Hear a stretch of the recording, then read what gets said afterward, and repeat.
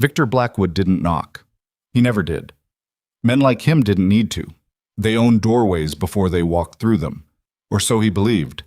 He stepped into the Millhaven telegraph office on a bitter January morning, set a folded paper on the counter in front of the clerk, and slid a gold coin across the wood without a word. The clerk was 22 years old, supporting a sick mother, and the coin was more than a week's wages. "Send this," Victor said, "and then forget you sent it." The message was simple. 6 words that would pull a woman 3,000 miles across the country and leave her stranded in the middle of nowhere with no money, no prospects, and no way home. 6 words that would set a trap so elegant, so cold, that it had taken him the better part of 2 years to lay it. The clerk sent the wire. He kept the coin. And somewhere in Philadelphia, a young woman named Evelyn Harper opened a letter the following morning and believed, truly, completely believed, that her life was finally beginning. She had no idea someone had just decided to end it. Well, if you've ever trusted the wrong person with your future, then you already know how this story feels. Stay with me until the end, because Evelyn Harper's story is going to take turns that will leave you breathless. If this is your first time here, hit that subscribe button and follow along. I promise you, you will not want to miss what comes next. Drop a like on this video and tell me in the comments what city or country you're watching from. I want to see how far this story travels. Now, let's go back to where it all began. But Evelyn Harper was not the kind of woman who fell apart in public. She had learned that early, the way children raised in difficult circumstances always learned it.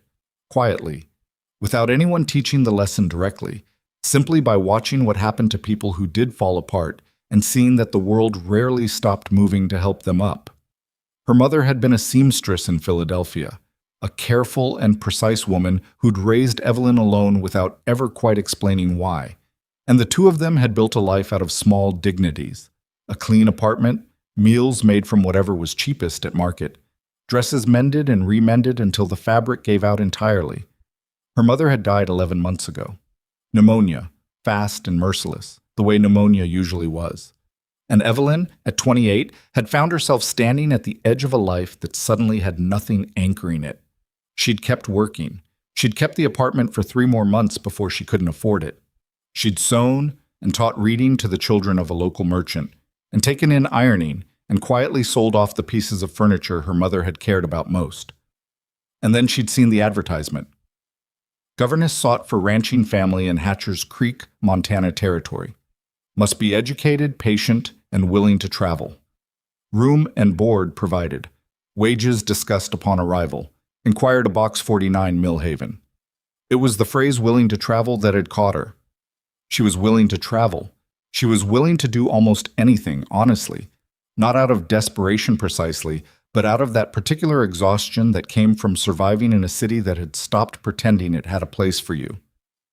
She had written back. She had received a warm response, signed by a woman named Margaret Calloway, who described 2 young girls in need of guidance, a quiet household, and more than enough space. The wages were fair. The terms were generous. Evelyn had spent the last of her savings on the train ticket. She'd told herself it wasn't reckless. She'd told herself this 3 times a day for the 2 weeks leading up to her departure, in the way people talked themselves into things they both needed and feared. She had the letter. She had the address. She had a suitcase that was heavier with books than with clothing because she'd always been better at knowing things than having things, and she'd decided a long time ago that was something to be proud of rather than ashamed of. The train ride had taken 9 days with 2 transfers. She'd eaten sparingly. She'd slept sitting up. She'd watched the country change through the window, the tight gray claustrophobia of the eastern cities giving way to open plains, then rolling hills, then something so vast and colorless and cold that it didn't look like a place meant for people at all. She'd found it beautiful in a way she couldn't explain. Something about the bigness of it felt honest. She arrived at Millhaven Station at 4:15 in the afternoon on a Tuesday in early March. No one was waiting for her. She stood on the platform for 20 minutes, watching the other passengers scatter. Men collected by business partners, women swept up by families, a pair of cowboys who walked straight to the nearest saloon without breaking stride. A station master moved past her twice without making eye contact. The wind came off the plains with a kind of personal hostility, knifing through her coat, finding every gap between her collar and her scarf, reminding her at every moment that it did not care that she was cold. After half an hour, she picked up her suitcase and went inside. The station master was a barrel-shaped man named Douglas Pruitt, who wore his reluctance like a second coat. She asked him if there had been any messages left for an Evelyn Harper. He disappeared into a back room and came out 3 minutes later with a look on his face that she would later understand was pity, wearing the mask of inconvenience. "There was a wire came in this morning," he said, "for whoever was arriving on the noon train from the east. Calloway family. They canceled." Evelyn's grip tightened on the handle of her suitcase. "I'm sorry?" "Canceled," he said again, like the word the second time would soften the first. "Said they wouldn't be needing a governess after all. Said to send their apologies." She stood very still. "Do you have the wire?" He went back and brought it out. She read it twice. It was brief. No explanation, no suggestion of a delay or a reschedule, no return address beyond the box 49 that she'd been writing to for 6 weeks. Just, "Position no longer available. Do not await applicant." "Is there a telegraph office where I could send a message?" she asked. Her voice was steady. She was rather proud of that. "Down the main street," he said. "But if it's to the Calloway place you're trying to reach, I'd save the dime. Nobody by that name around Hatcher's Creek, I'd know. I've been posting mail to that territory for 11 years. Evelyn looked at him for a moment. "No one named Calloway?" "Not a one." She thanked him. She walked back outside. She sat down on the bench at the edge of the platform, set her suitcase between her feet, and looked out at the town of Millhaven, which was exactly as welcoming as the wind. All sharp edges and gray indifference. She was penniless. Not almost penniless. Actually genuinely penniless, the way that clarified the mind with terrible efficiency. She had less than $1 in coin in her coat pocket. The train didn't return east until Thursday morning, and the ticket would cost more than she had. She knew no one in this town, in this territory, on this side of the Mississippi. The person who had promised her a position didn't appear to exist, and the letter that had brought her here had been written by someone she had never met and could not find. For the first time since her mother died, Evelyn Harper felt something very close to real despair. She let herself feel it for exactly 2 minutes. She'd learned that too, that feelings didn't go away if you refused them. They just found other ways out. So she sat with the cold and the silence and the particular loneliness of being in a strange place with no plan, and she let it be as bad as it was. And then she straightened her spine, because the bench was hard and poor posture made everything worse, and she began to think. She could ask the station master if there were any families in town looking for household help. She could try the general store. She could find out if there was a school and whether they needed a teacher. She was educated enough to teach. She could read and write in 3 languages, English, French, and enough Latin to be useful. And she could do basic arithmetic and had read more books than most people she'd ever met. That had to be worth something, even here. She was still organizing these thoughts into something resembling a plan when the wagon pulled up. It was a battered thing, that wagon. The kind that had clearly been repaired so many times that the repairs were themselves beginning to need repairing. 2 gray horses pulled it with the resigned patience of animals who had made their peace with their circumstances. And sitting on the bench were 3 people. A man who looked like he'd been built for the outdoors by someone who cared more about function than comfort. And 2 small girls who appeared to be identical in every possible way, including the matching expressions of unsettling directness they were currently aiming at Evelyn from across the platform. The man pulled the horses to a stop and looked at her. He had a face that had been weathered rather than aged. The lines were from sun and wind rather than time, which put him somewhere in his mid-30s, though he might have passed for older at a hard angle. His jaw was dark with a few days' growth. His coat was heavy and worn at the elbows and had been good quality once, which told her something about him she couldn't quite name yet. He had dark eyes and the particular stillness of a man who'd learned not to waste motion. "You've been sitting there a while," he said. It wasn't a question. "I have," she said. "Train came in 2 hours ago." "I know." "You waiting for someone?"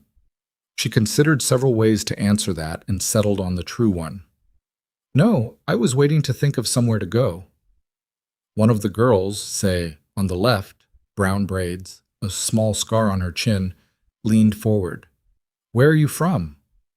"Clara," the man said, not sharply, just her name, which seemed to be enough.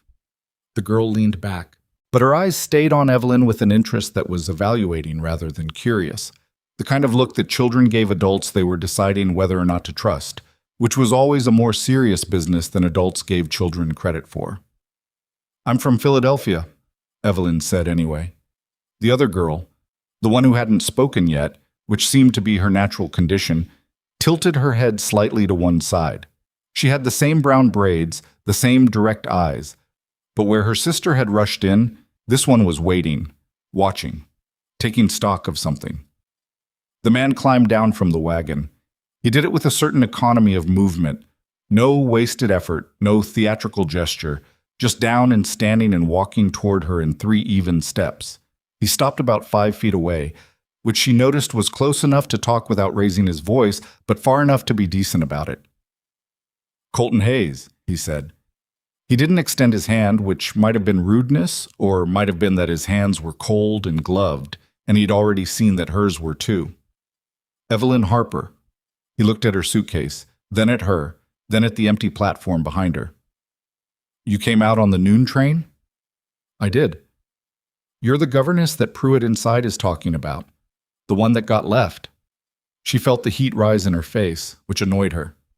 "I am," she said, though abandoned might be more precise, if we're being particular about it. Something shifted slightly in his expression. Not a smile, not quite. Just a small change, like a door opening a crack to see if it was worth opening further. "Pruitt says you've got nowhere to be," he said. Pruitt is correct. He looked at his daughters. The one named Clara was watching the exchange with the transparent intensity of a child at a theater. The quiet one had folded her hands in her lap and was looking at Evelyn with an expression that was harder to read. Not unfriendly, but thoughtful in a way that felt much older than whatever age these girls were. "We're headed back out to the ranch," Colton said. "About 8 miles east. We've got a spare room. It's small and the window latch doesn't work right, but it keeps the cold out better than that bench." Evelyn looked at him. She'd been raised in a city where an offer like this from a stranger would be a thing to be very suspicious of. But she'd also been raised by a woman who'd spent her whole life working to not need people, and that woman had died with nothing and no one. And the lesson of that was complicated enough that Evelyn was still working it out. "You don't know me," she said. "No," he agreed. "But I know what it looks like when someone's run out of road. And I know what it looks like when someone's trying to pretend they haven't." He picked up her suitcase before she had the chance to argue about it. "You can get down in town tomorrow if you decide you'd rather, but tonight's going to drop below freezing." She stood up. Her knees were stiff from the cold and from sitting too long, which was undignified, but she stood up and she followed him to the wagon. Clara immediately shifted to make room beside her with an enthusiasm that suggested she had been hoping for exactly this outcome. The quiet one, Evelyn didn't yet know her name, moved too, more measured, but there was something in the shift that was deliberate rather than mechanical, a making room that meant something. "What's your name?" Evelyn asked her. "Nora," the girl said. Her voice was quiet, not shy. There was a difference. She said her name like it was a settled fact, not an introduction. "It's nice to meet you, Nora." Nora looked at her for a moment. "You carry a lot of books," she said. Evelyn glanced at her suitcase, which Colton was securing to the back of the wagon. She'd never mentioned books. "How did you know?" "The way you carry the bag," Nora said. "Heavy at the bottom, balanced in the middle. Clothes don't pack like that. Books do." Evelyn was quiet for a moment. Then she said, "You're right." Nora nodded as if this confirmed something she had already decided. She turned back to face forward. Clara was already asking Evelyn 17 questions about Philadelphia that tumbled over each other like puppies. Colton climbed back up onto the bench, clicked his tongue at the horses, and they moved. Evelyn looked back at the station platform once. It was already disappearing in the dusk, getting smaller, becoming just a shape, and then just a memory. She thought about the telegram. Position no longer available. She thought about the neat, warm handwriting of Margaret Calloway's letters, the careful descriptions of the girls, the particular sentence that had made her feel, for the first time in months, that something was waiting for her. She thought about how much effort it would take to write letters like that, how much thought, how much intention, how much deliberate construction. She'd been set up for something. She didn't know what yet, but the certainty of it settled into her chest, cold and specific, alongside the cold of the evening air, alongside the warmth of Clara's shoulder pressed against her arm. She didn't know this man or these children. She didn't know this territory. She had less than $1 to her name and nowhere to sleep except a room with a broken window latch 8 miles into a landscape she'd never seen in her life. But she knew, the way she sometimes knew things before she could explain how she knew them, that what had just happened to her was not an accident. The letters had been too careful. The timing had been too exact. Someone had known she would be on that noon train, had known to send the cancellation wire that morning, and not a day earlier, had done all of this for a reason that had nothing to do with her personally, and yet had chosen her specifically. The question was why? And the longer she rode through that darkening landscape with these strangers who had offered her shelter without asking for anything in return, the more that question dug into her and refused to let her alone.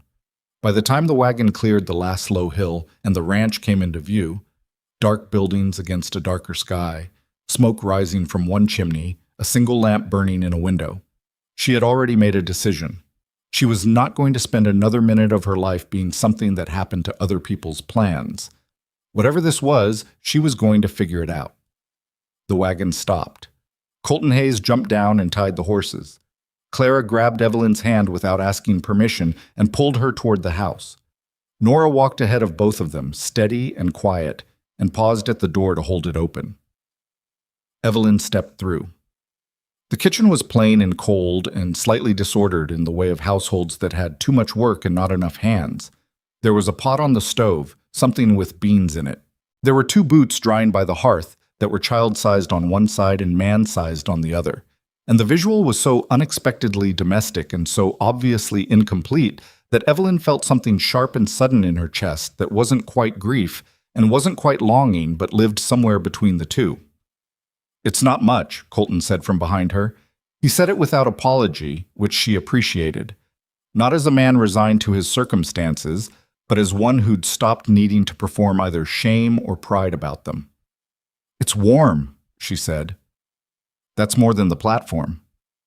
He went to the stove without responding to that, and there was something in the way he moved around that kitchen, careful, practiced, knowing where things were by habit rather than by looking, that told her he'd been doing this alone for some time. She didn't ask about the girl's mother. Not that night. Some questions announced their own weight clearly enough that even a stranger could feel them. And Evelyn had never been the kind of person who needed to fill silence just to prove she wasn't afraid of it. She sat at the table. Clara sat across from her and resumed asking questions. Nora sat beside Clara and didn't speak, but she was listening to every word Evelyn said with the kind of attention that was its own form of participation. Colton set a bowl in front of her. The beans were plain, too much salt, not enough of anything else. She ate all of it and was grateful in a way she didn't express out loud because he was already carrying enough without adding her gratitude to the pile. After dinner, he showed her the room. Spare was the exact right word for it. A narrow bed, a washstand, a peg on the wall. The window latch was indeed broken. She could see where someone had tried to fix it and partially succeeded. She set her suitcase down and tested the latch herself and found that if she tilted the window at a certain angle, it caught. Small problem, solvable problem. She was good at solving small problems. She had been solving them her entire life. She sat on the edge of the bed in her coat because the room hadn't warmed yet, and she took out the letters, Margaret Calloway's letters, all 7 of them, which she'd kept in the front pocket of her suitcase because she wasn't sure what she'd need them for, but had known she'd need them for something. She spread them on the bed and read them again, slowly, the way you read a document when you're looking for the seams. The handwriting was consistent. The voice was consistent. The details were consistent. Same names for the girls, same descriptions of the house, same reference to the schoolroom on the 2nd floor. All of it consistent, all of it constructed with real care, real intelligence. She looked at the signature on the first letter, Margaret Calloway. She looked at the signature on the last letter, Margaret Calloway. 7 letters, exactly the same signature. Not the same hand writing the same name, the same signature replicated in a way that wasn't quite natural. You could copy your own signature and it wouldn't be identical 7 times running. You'd vary. Everyone varied. But these were identical in a way that suggested they'd been done by someone very practiced at making things look real. Someone had forged these letters, all 7 of them. Evelyn sat in the cold of the spare room in the Hayes Ranch and held that knowledge still for a long moment, and felt it settle into the shape of what she was beginning to understand was going to be a much larger and more dangerous thing than she had come here expecting. Someone had gone to enormous, careful, meticulous trouble to get her here, to put her on that specific train, to time that cancellation wire so she arrived with no plan and no money in a town where no one knew her, to leave her exactly where she would be easiest to find, to leave her exactly where Colton Hayes would find her. She put the letters away. She lay down on the bed in her coat and stared at the ceiling and thought about the coincidence of a man and his daughters pulling up to that particular platform at that particular hour on that particular evening. About how Colton had looked at her, not with calculation, not with anything she could read as planned, but with something that looked genuinely like the reflexive decency of a person who couldn't pass someone in trouble without stopping. About how that kind of person was also the easiest kind of person to use. Someone was using Colton Hayes, and they had brought her here to be the instrument. She didn't know who, she didn't know for what, she didn't know enough yet to guess. But she understood, lying in that narrow bed in that cold room, that the loneliness that had driven her to answer an advertisement for a governess position in the Montana Territory had not been random, that her loss, her mother, her home, her savings, had been noticed by someone and turned into a resource. She felt something that was different from despair and different from fear. It was older and quieter and less comfortable than either of those things. It was the feeling of looking at a situation and understanding that the only way through it was to stay exactly where she was and wait for the shape of it to become clear. She would stay. She would work. She would pay attention to everything and show nothing of what she was learning. She would figure out who had sent those letters and what they wanted from Colton Hayes, and when she had enough to understand the whole of it, she would decide what to do. Outside, the wind came off the plains, steady and relentless. Inside, a lamp burned low in the kitchen, and she could hear Colton moving, putting things away. The quiet ritual of a man ending a day that had gone sideways and making peace with it. She heard him check on the girls. A soft knock, a murmured good night. A door closed gently rather than latched. She heard him go to his own room, and the house settled into a silence that wasn't empty, that had the weight of sleeping people in it. She hadn't slept with that particular quality of silence around her in 11 months. She was asleep before she finished the thought. She woke in the early dark to the sound of Colton already up and working. She could hear him outside, the particular sounds of a ranch starting its morning before the sun had any opinion about it. She lay still for a moment and looked at the ceiling and thought, "What do you know?" She knew the letters were forged. She knew the position was fictional. She knew someone had timed her arrival specifically. She knew she'd been left in the exact place where Colton Hayes, who drove that particular road into town on supply days, would find her. She knew it was the beginning of something. She got up. She fixed her hair. She found the kitchen and built up the fire in the stove because that was something she knew how to do, and started heating water for whatever there was to make breakfast with. She was standing at the stove when she heard feet on the stairs. Small, quick, Clara. And then a pause. And then a second set, slower, deliberate. Nora. Clara burst through the kitchen door and stopped at the sight of Evelyn, and her face went through 4 different expressions in about a second and a half before settling on something that might have been hope dressed up as surprise. "You're still here," she said. Evelyn looked at her. "I said I would be."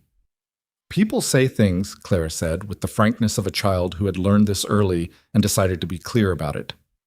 "Yes," Evelyn agreed, "but I'm here." Nora appeared in the doorway behind her sister. She looked at Evelyn at the stove.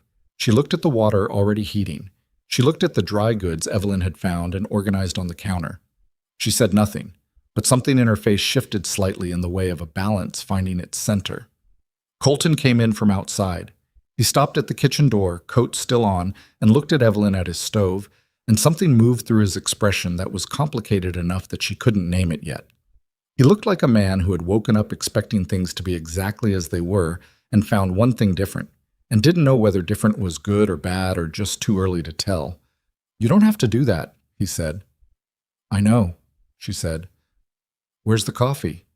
He told her. She made it. They sat at the table, all four of them, in the early morning dark of the Hayes Ranch, with the wind still going outside and the stove warming up and the coffee doing what coffee did.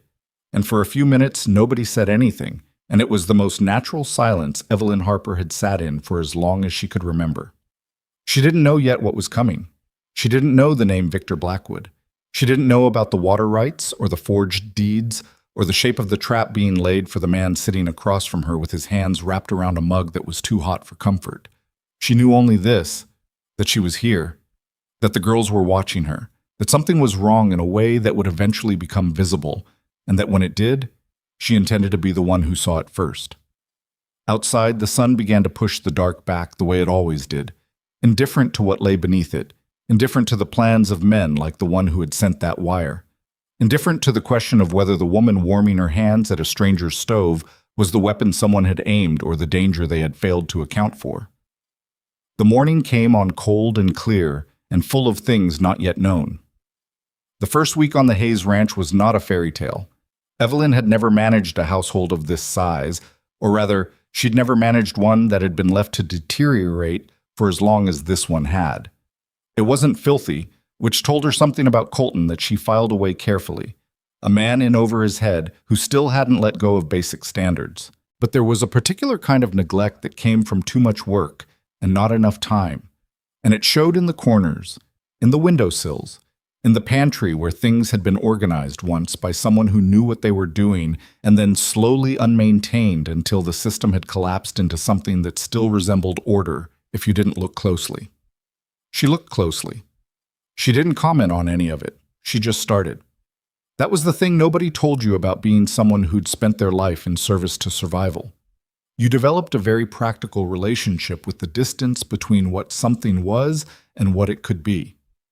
You didn't mourn the gap. You measured it, and you started walking. Clara followed her everywhere. This was both a help and a complication, because Clara was 9 years old and had opinions about everything, most of them voiced immediately and without much filtering. She had a habit of beginning sentences with, "well," actually that suggested someone had said it to her once, and she'd decided it was an effective way to start a thought. She was smart in the way that sometimes made teachers impatient. She got there fast and then got bored fast, and the boredom was louder than the getting there. But she also had a genuine sweetness underneath the noise, the kind that showed itself in small accidental moments. The way she'd bring Evelyn an extra blanket at night without being asked, or remember that Evelyn had mentioned offhand liking strong tea and make a point of telling her father when it was time to restock. Nora was different. Nora was always different. She appeared where she was needed without announcing it. Evelyn would be struggling to reach something on a high shelf, and Nora would already be there with a stool before the thought of asking had fully formed. She didn't talk much, but what she said was always precise. She was the kind of child who made adults uncomfortable without meaning to, because she was clearly thinking more than she was saying, and people sensed it and weren't sure whether to be impressed or unsettled. On the fourth day, Evelyn found Nora sitting at the kitchen table with one of the letters. Not Evelyn's letters, one of the ranch's letters, a piece of correspondence from the county land office about tax records. Nora had it flat on the table and was reading it with the focused attention of someone understanding most of it. "Can you read that?" Evelyn asked, setting down the bread she was working with. "Most of it," Nora said. "This word," she pointed. "Encumbrance," Evelyn said. "It means a claim or a lien, when someone else has a legal interest in your property." Nora looked at the word, then at the letter. "Is our ranch encumbered?" "I don't know," Evelyn said honestly. "I'd need to see more of the documents." Nora folded the letter exactly as she'd found it and put it back where she'd gotten it from. "Papa doesn't like to talk about the land office," she said. It was not an invitation to press further. It was information, offered because she had decided it was relevant. She slid off the chair and went back outside. Evelyn stood in the kitchen with flour on her hands and thought about encumbrances. She thought about them again that evening when Colton came in later than usual, with mud on his boots past the knee and a look on his face that was held in place by a certain kind of effort she recognized. The effort of a man who'd had a bad day and had decided his children didn't need to know that. "Fence down on the east quarter," he said when she looked at him. "Did you fix it?" "Mostly." He sat down heavily. "I'll finish it tomorrow." She put food in front of him and went back to what she was doing and didn't ask anything else. She'd learned that about him in 4 days, that he didn't want to be talked at when he was tired, that he communicated in these short bursts of information that were less about sharing and more about accounting, and that the most useful thing she could do in those moments was simply be in the room without demanding anything from it. Clara, of course, had no such instinct. She told her father about her day in considerable detail, starting from when she woke up and including a segment about a crow that had come onto the porch that Evelyn suspected had gotten longer with every retelling. Colton listened. He was good at listening to Clara in a way that was clearly practiced. Not the distracted listening of a tired parent, but real attention, even when his eyes were heavy. Whatever else he was paying attention to his daughters. That mattered. Evelyn caught Nora watching her watch Colton and looked away first. The town of Millhaven existed at the end of the ranch road like a sentence that had never quite decided what it was trying to say. It had a general store, a feed merchant, a telegraph office, a saloon, a doctor who doubled as the barber, and a population that had a very particular relationship with newcomers. They waited to see which way the wind was blowing before they decided how to feel. Evelyn went with Colton on the second supply run, 8 days after she arrived. She had a list: household things, thread, salt, a few specific items she'd decided were missing and could be acquired cheaply enough that she could make an argument for them. She wasn't spending his money recklessly.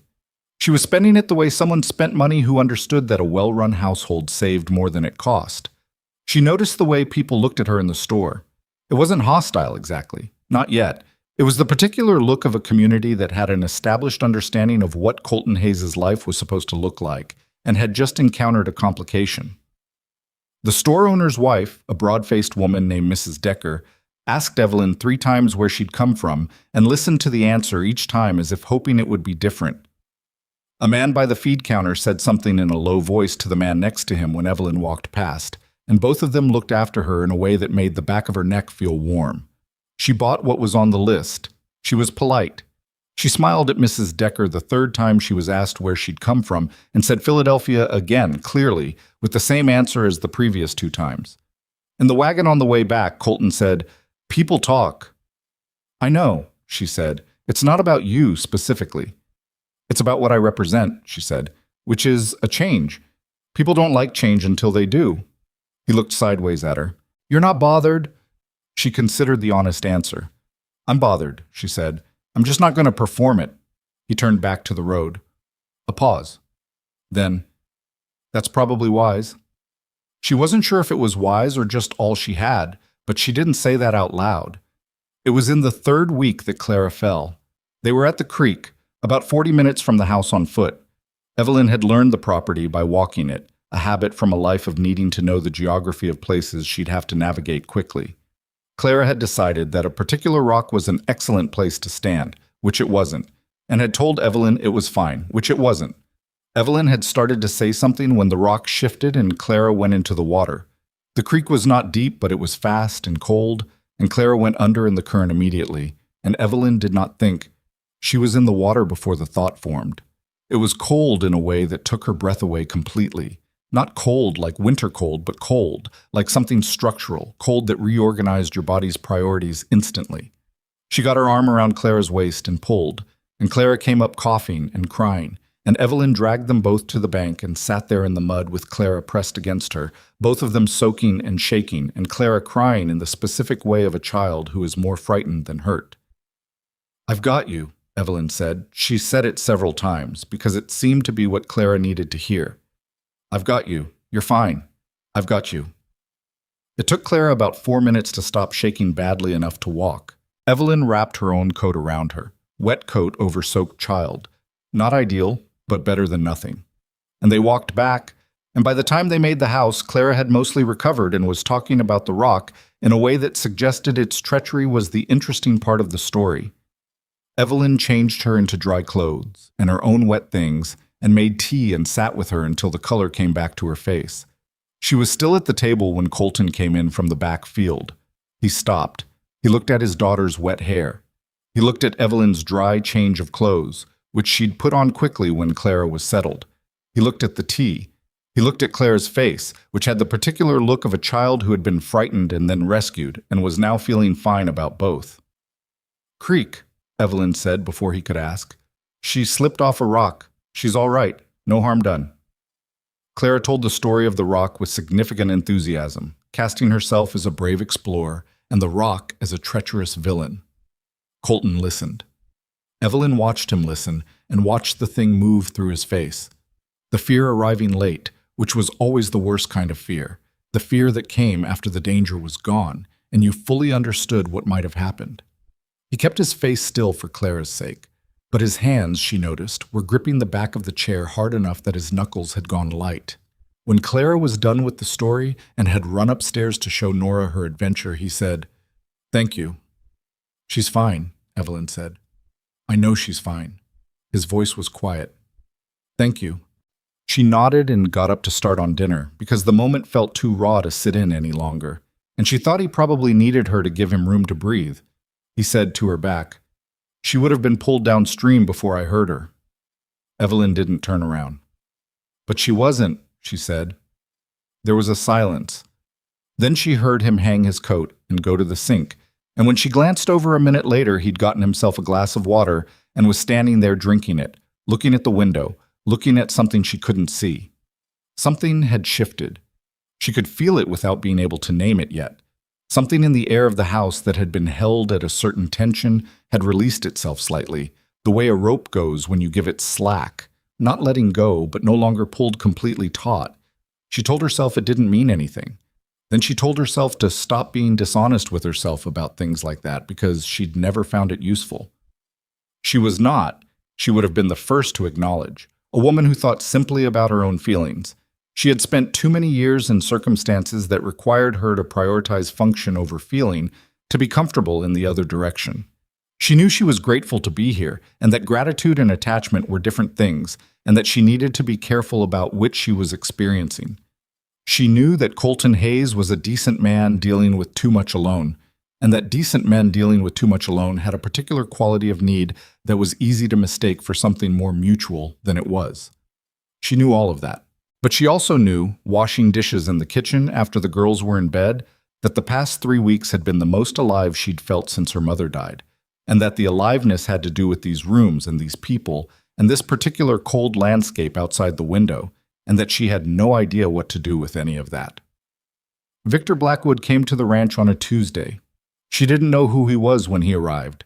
She only knew a rider was coming from the way Nora appeared in the kitchen doorway and said, "Someone on the road," with the particular neutrality of a child reporting a fact they weren't sure yet was good or bad. Evelyn went to the window. The man on the horse was well dressed in a way that read as deliberate in this landscape.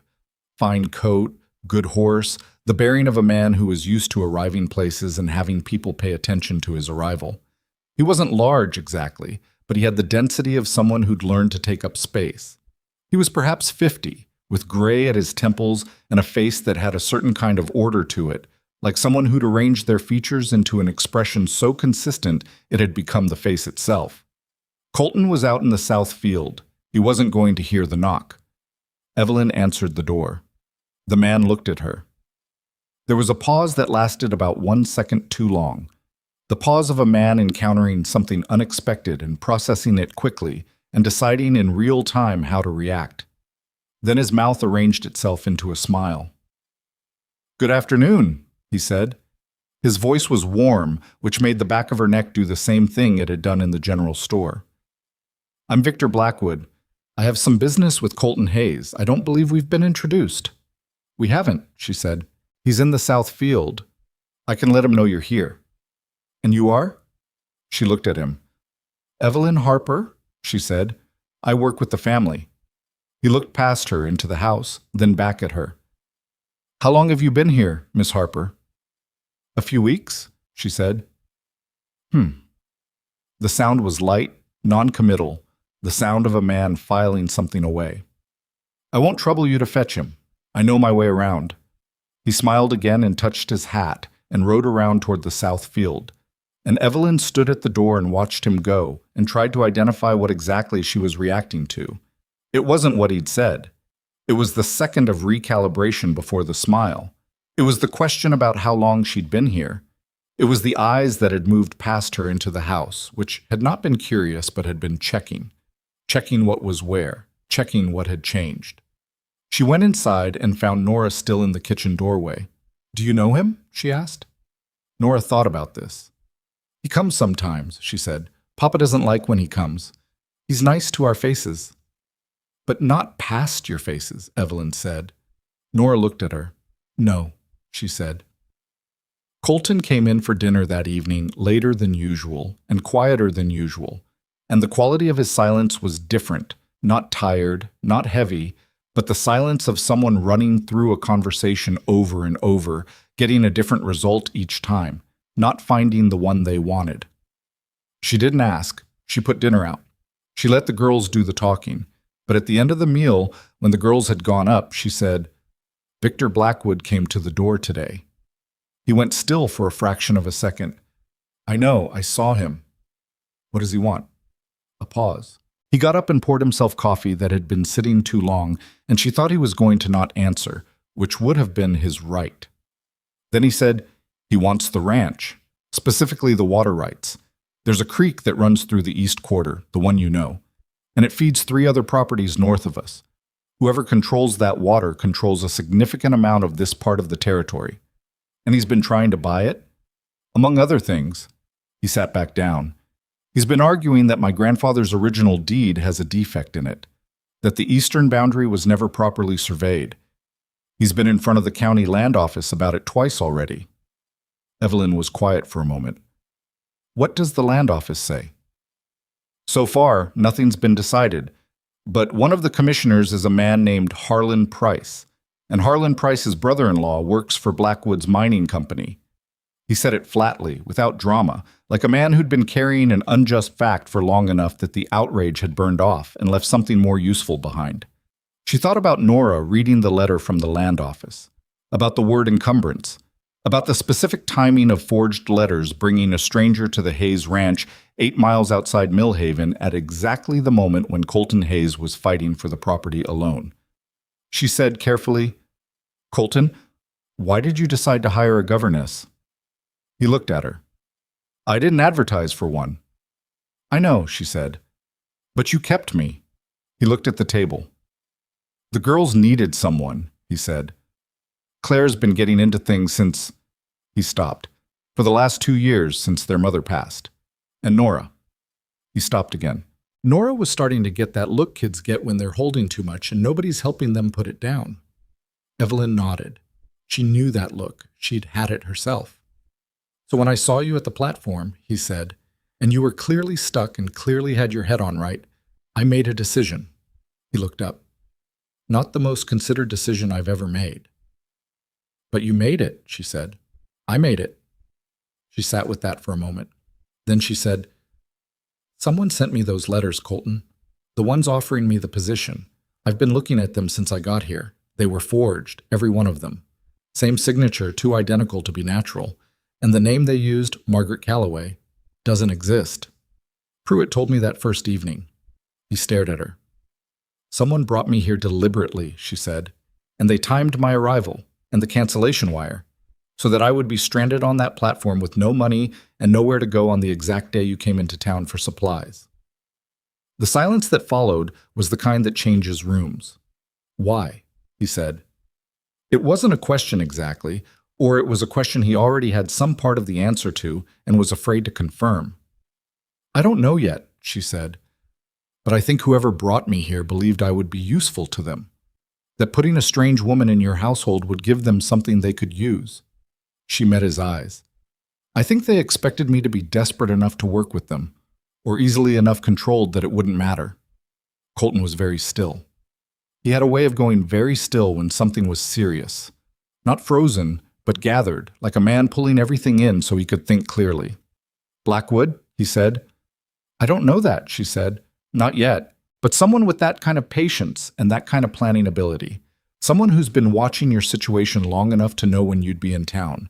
Someone who knows what a woman alone and penniless would do when she had no options. He stood up. He walked to the window and stood there for a minute with his back to her, looking at the dark. You could have left, he said, when you figured this out. I could have, she said. I don't have anywhere to go, but that's not why I'm still here. He turned around. I'm still here because I want to know who did this, she said, and because I think if I leave, you won't find out until it's too late. He looked at her for a long time, long enough that she resisted the instinct to fill the silence, which was one of her harder habits to manage. All right, he said finally. All right, you believe me? All right, I believe you. He pulled his coat off the hook. I'm going to check the fence lines. It's dark, she said. I know, he said, and went outside. She sat at the table for a while after that, not moving, thinking about the look on Victor Blackwood's face when he'd arrived at the door and found her there. The second of recalibration, the quick, assessing eyes. That hadn't been the expression of a man encountering an obstacle. That had been the expression of a man checking to see if a plan was proceeding the way he'd intended. She went to her room. She got out the letters again. She read them again. And then she did something she should have done sooner. She looked at the paper itself instead of the words on it. She held the first letter up to the lamp and looked at the watermark. Millhaven Stationery Supply. They'd been written on paper you could only buy in Millhaven. She set the letter down. Whoever had written them had been here. Not in Philadelphia, not somewhere east. Here. In this town, or close enough to this town to use its paper supply. They had written the letters here and sent them east.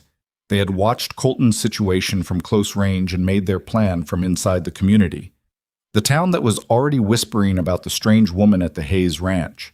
The town where Victor Blackwood apparently had the ear of a county commissioner. She folded the letters and put them back. She thought about Mrs. Decker asking where she was from 3 times. About the men at the feed counter. About the way Millhaven had looked at her from the beginning. Not quite hostile, not quite welcoming, but watchful. In the way of a place that had already been told to watch. She blew out the lamp. In the darkness, she lay on her back and listened to the house breathe around her. The small sounds of sleeping children, the wind finding its way past the repaired window latch, the distant sound of Colton eventually coming back in, checking the front latch, going to his room. The sounds of a household, the sounds of people who were, without quite planning it, starting to depend on each other. She thought about how easy she must have looked. A woman alone. Penniless, desperate, landing in exactly the right place at exactly the right time. She thought about the patience of whoever had arranged it, the months of correspondence, the careful construction of a fictional family, the precision of the cancellation wire. That wasn't the plan of someone acting out of anger. That was the plan of someone who had been watching and waiting for a very long time. And she thought, lying in the dark, in the room with the broken window latch she'd fixed herself, in the house she had slowly been making functional again, she thought about what it meant that whoever had sent for her had expected her to be a tool. She had been a lot of things in her life. She had been poor, and she had been lonely, and she had been the kind of person that cities overlooked. She had been a daughter and a student, and an employee and a grief carrier. She had been desperate there on that platform, genuinely and completely desperate in a way she hoped she would never be again. But she had never, not once, not for a single day of her life, been anyone's tool. She was going to find out who had done this. She was going to find out why. And when she had enough of the truth in her hands to use it, she was going to make sure that whoever had engineered her arrival here came to understand exactly what it cost to mistake a woman's desperation for her surrender. The house was quiet. The night was cold. And somewhere 8 miles down the road, Millhaven held its secrets the way small towns always did. Close and tightly, and with the absolute confidence of people who believed that nobody from outside would ever understand enough to take them apart. The letters stayed in Evelyn's coat pocket for the next 2 weeks, not because she'd forgotten them. She thought about them every day, turned the watermark detail over in her mind the way you turned a stone in your hand, feeling its edges. But there was a difference between knowing something and being able to prove it, and she had learned early that people who moved too fast on incomplete information handed their advantage to whoever was waiting on the other side. So she watched. She listened. She learned Millhaven the way she'd learned the ranch, by paying close attention to the parts people assumed nobody was paying attention to. What she found was this. Victor Blackwood was not simply a powerful man in a small territory.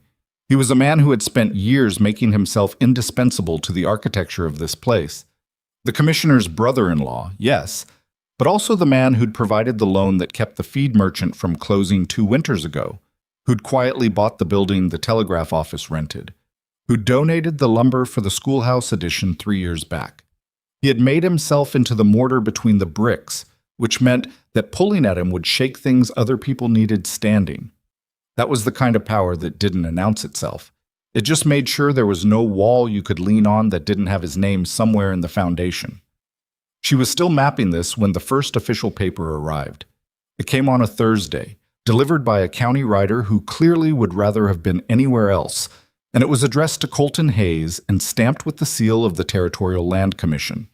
Colton read it at the kitchen table while Evelyn was teaching Clara long division, and Nora was reading in the corner, or appearing to read, because Nora had the habit of absorbing every word said in a room while looking entirely occupied elsewhere. He read it twice. He set it down. He said nothing. Evelyn finished the problem with Clara and sent her outside to practice on her slate. She came to the table and looked at the paper. It was a formal notice of a boundary dispute hearing scheduled for 6 weeks hence.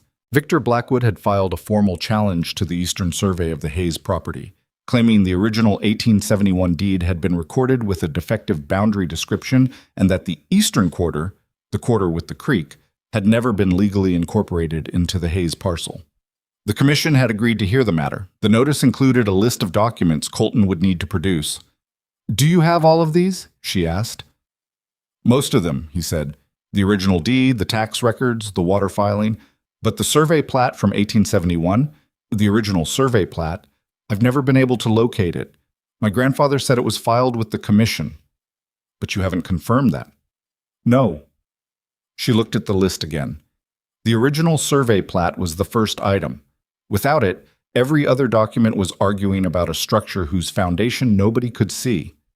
"Colton," she said slowly, "what happens if Blackwood has that plat, or a version of it that he's had altered?" He looked at her. "He's been in front of the land office twice already," she said, "and the commissioner is connected to him. If there's a document in that office that should support your claim, and it's been substituted for one that doesn't, then I walk into that hearing with no foundation, and he wins the Eastern Quarter." His voice was level. It cost him something to keep it that way. "Along with the creek. And then the 3 properties north of you. And then those." He pushed back from the table. "I need to get to the land office." "Not yet," she said. He looked at her. "If someone in that office is working with him, walking in and asking to see the survey plat tells them you're looking for it, they'll have time to make it disappear entirely, or say it was never filed." She kept her voice quiet. "You need someone who can look without them knowing they're looking." A pause. "You?" "No. They know me now. I've been in with you twice." She thought. "Who handles the record filing? Is there a clerk?" "Young fellow named Aldous Carr, about 23. He's been there 2 years." "And is he Blackwood's?" Colton thought about it. "I don't know. I always thought he seemed uncomfortable when Blackwood's name came up, but I could be wrong." "What does he look like?" "Thin, red hair, wears the same brown vest every time I've seen him."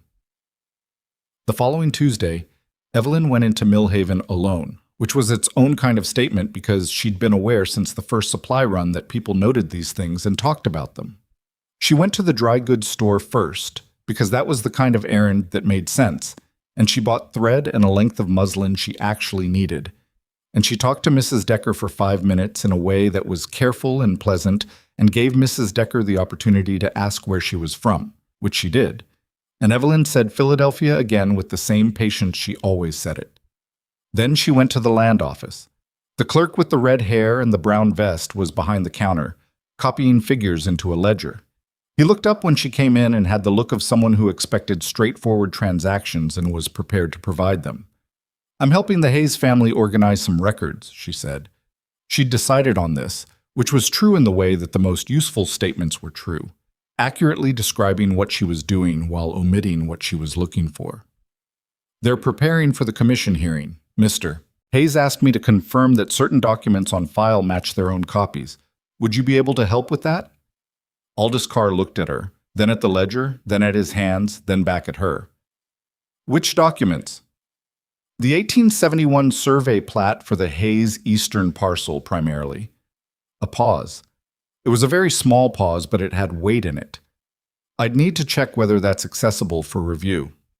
"Of course," she said. He went into the back. He was gone for 6 minutes. She counted, because the way a person moved through a space when they thought no one was watching told you things. She heard drawers. She heard something that might have been a second voice, very low, and then nothing, and then more drawers. When he came back, he had a folder in his hand and he set it on the counter. "Survey plat for the Hayes Eastern boundary, recorded September 1871, he said. He opened the folder.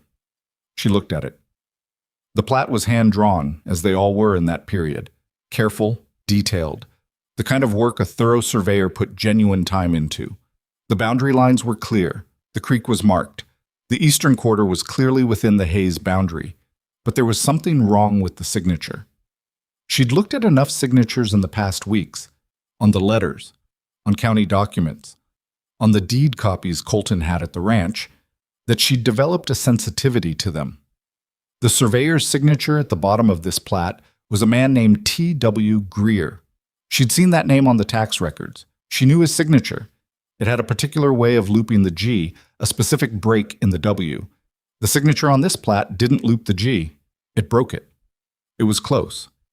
Someone had studied the original and done a careful job, but it wasn't the same hand. She made herself look at the rest of the document for another 30 seconds. Because leaving immediately after seeing what she'd needed to see was the kind of thing people noticed. Then she thanked Aldous Carr and said she'd pass along the file number to Mr. Hayes for his records, and she left. She was 2 blocks away before her hands started shaking, which she found both embarrassing and understandable. Someone had replaced the original survey plat. The document in that office was a forgery, and it would take someone who knew T.W. Greer's signature, who had access to documents bearing it, and time and skill and no particular conscience, to do that convincingly enough to pass an official review. She walked to the end of the main street and stood at the edge of town where the road opened up into the plains, and the wind came at her without obstruction, and she let the cold clear her head. She thought about what she had and what she needed. She had forged letters, which nobody but her had examined closely. She had a forged survey plat, which she couldn't remove from the land office and couldn't prove was forged without a comparison to the original, which, if the original had been destroyed, might not exist. She had the watermark on the letters. She had Colton's account of the commissioner and the brother-in-law. She had Victor Blackwood's face in the doorway, that second of recalibration. It wasn't enough. It was the shape of something, the silhouette of a scheme. But silhouettes didn't win hearings. She needed the original plat, or someone who could testify that the one in the office wasn't it, or some other piece of the forgery that was concrete enough to hold in your hand and put in front of a judge who wasn't already bought. She was still working through this on the ride back when the second thing happened. She was not yet to the ranch road when she saw the rider coming the other direction. Not toward her, but from the direction of the ranch toward town, moving fast enough to be in a hurry, but not so fast as to be an emergency. She recognized the horse before she recognized the rider. It was the gray that Blackwood's man used when he came to the property, and she'd seen it twice now and noted it the way she noted everything she'd decided to note. So one of Blackwood's men had been at the ranch while she was in town. She told herself it could be anything, a message, a legitimate errand. She told herself this without much conviction and drove the wagon back faster than she'd been going. Colton was in the yard when she pulled in. He had the look of a conversation that had just ended.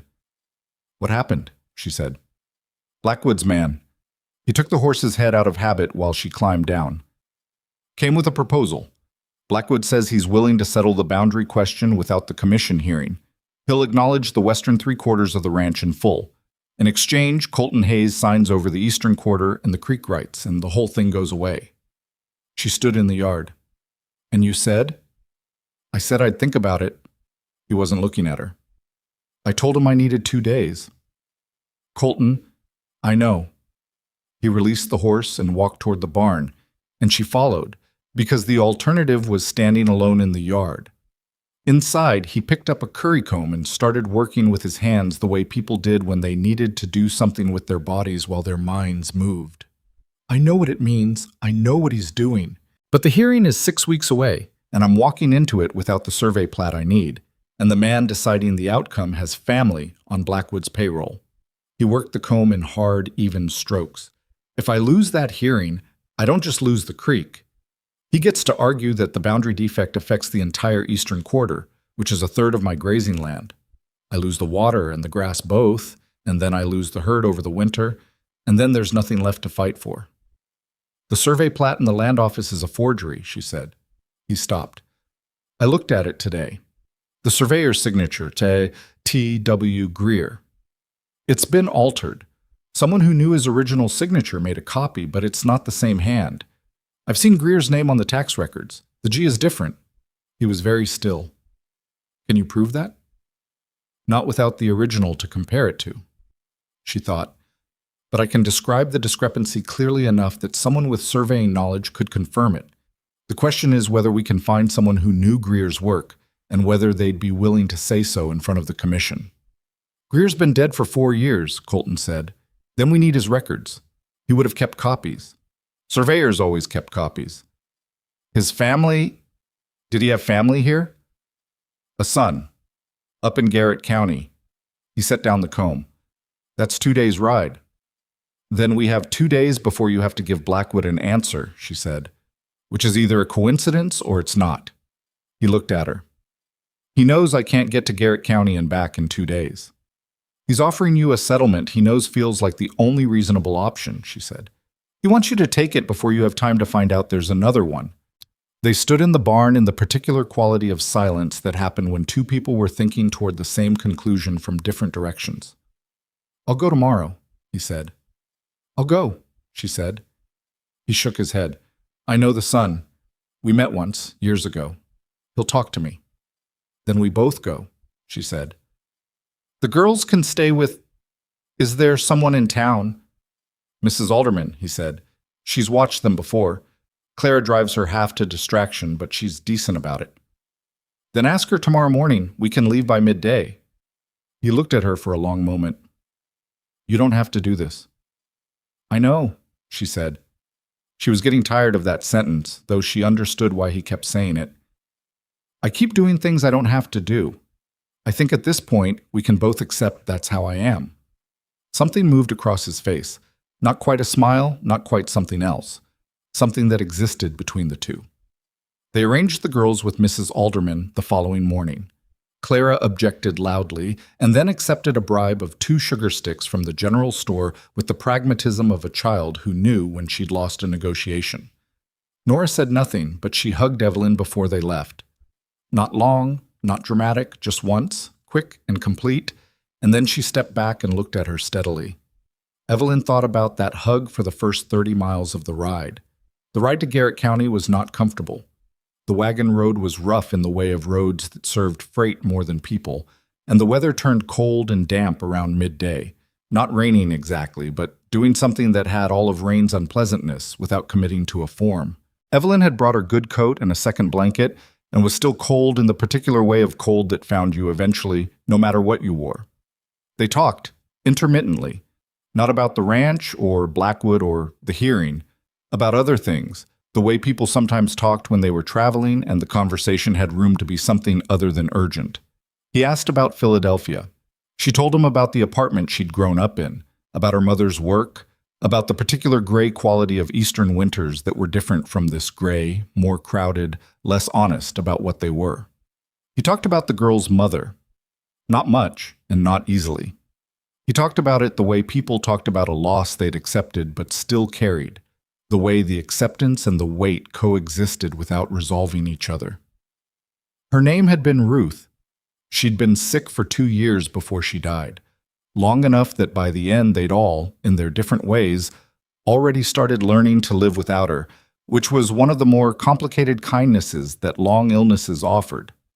Clara had been 7. Nora had been 7. Nora had been the one who didn't cry at the funeral, and Colton said this still bothered him, not because he thought she should have cried, but because he still didn't know what she'd done with it. "She carries it somewhere," Evelyn said. "I know." He was quiet for a mile. "She's been doing better since you came." Evelyn didn't say anything to that. It was too large a thing to respond to lightly, and she didn't have anything careful enough prepared. They arrived at the Greer property in Garrett County late on the second afternoon. The son was a man in his 40s named Will Greer, who had his father's surveying tools still in a cabinet in the back room, and regarded Colton Hayes with the careful wariness of someone who'd heard enough about the Blackwood land situation to know it was complicated and hadn't decided yet which direction to be cautious in. He served them coffee. He listened to what Colton said. Then he looked at Evelyn. "You're the one who looked at the plat," he said. "I am." "Describe the signature." She did. She described the loop of the G and the break she'd seen instead, described the angle of the W, described the particular way the baseline of the signature curved. She'd spent a lot of time looking at it, and she had a good memory for visual detail. Will Greer put down his coffee. "My father," he said slowly, "never broke his G, ever. He had a thing about it, that a broken letter was a lazy letter. He taught me the same way." He stood up. He kept carbon copies of every plat he ever filed, every single one. He was particular that way. He went to the back and came out 10 minutes later with a folder, and he set it on the table and opened it. The carbon copy of the 1871 Hayes survey plat was there. The surveyor's signature at the bottom, T.W. Greer, the G looped cleanly, the W connected at the top, the baseline curved left. It was not the same signature as the one in the land office. Evelyn felt something in her chest that was not quite relief and not quite anger, but had elements of both. The feeling of seeing a truth you'd believed in long enough that confirmation arrived like both a victory and a weight. "Will you testify to this?" Colton asked. "At the commission hearing?" Will Greer looked at the carbon copy. He looked at them.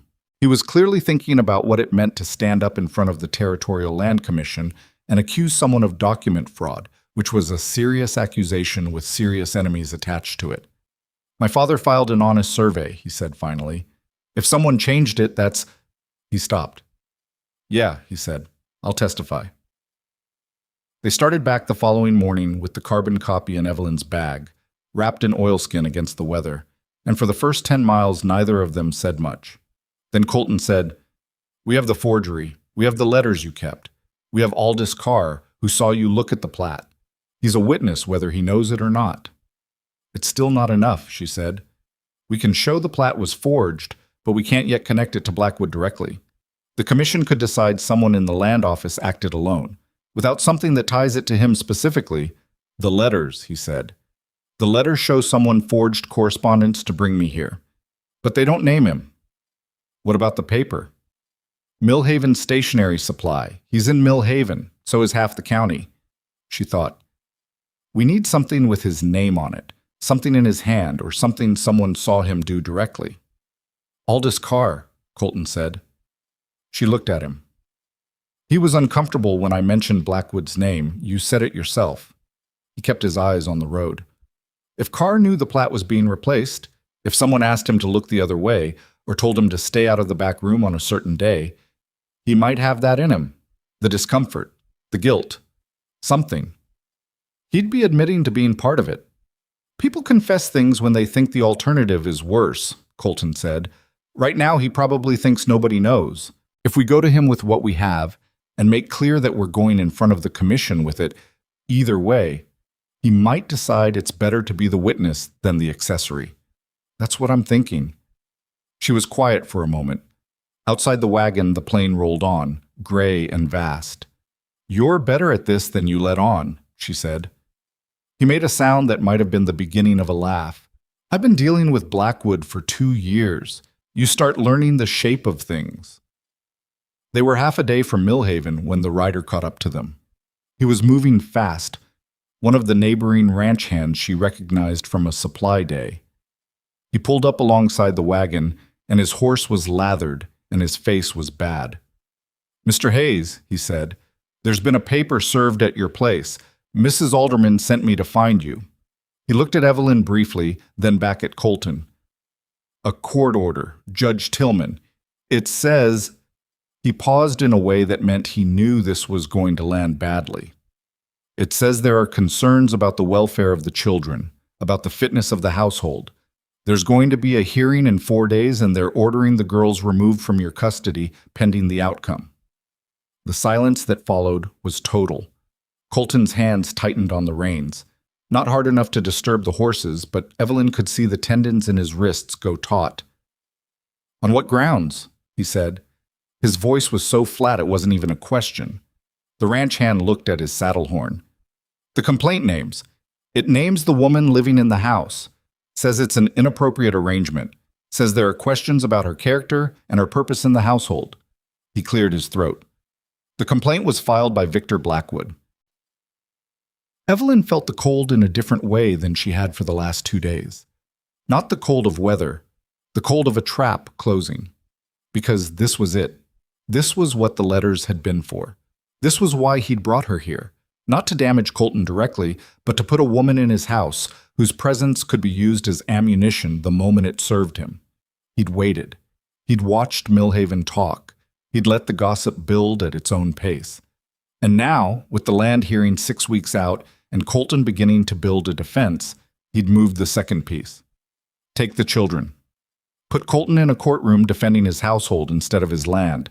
Divide his attention, drain his resources, make him fight on 2 fronts with half the time and none of the preparation. And Evelyn, the woman who'd been brought here as a weapon, was the blade. "How long?" Colton said to the rider. 4 days until the welfare hearing." "And the land commission hearing?" "Still 6 weeks." The rider shifted. "I'm sorry, Mr. Hayes. I came as fast as I could." Colton thanked him, and the man rode off, and they sat on the wagon in the open plain with the sky going iron-colored overhead and the weight of what had just happened settling onto them in increments. Evelyn's mind was moving. She didn't let it stop, because stopping felt like it would open something she couldn't afford to open right now. 4 days. Corrupt judge. Children at risk. The welfare complaint was built on her presence in the house, which meant the defense had to address her presence in the house. A woman alone and unattached, employed in ambiguous circumstances by a widower. Blackwood had spent months letting that story write itself, and now he was cashing in the telling. She thought about what Colton had said on the road. People confess when they think the alternative is worse. She thought about Will Greer's carbon copy and the oilskin in her bag. She thought about forged letters and forged plats, and the particular patience of a man who had built his whole scheme on the certainty that the people he was destroying would run out of options before he ran out of moves. She thought about 4 days. "Colton," she said. "I know," he said. He was staring at the road ahead. "The welfare complaint is based on my status in the household. An unattached woman in ambiguous employment." She said it carefully, keeping her voice level.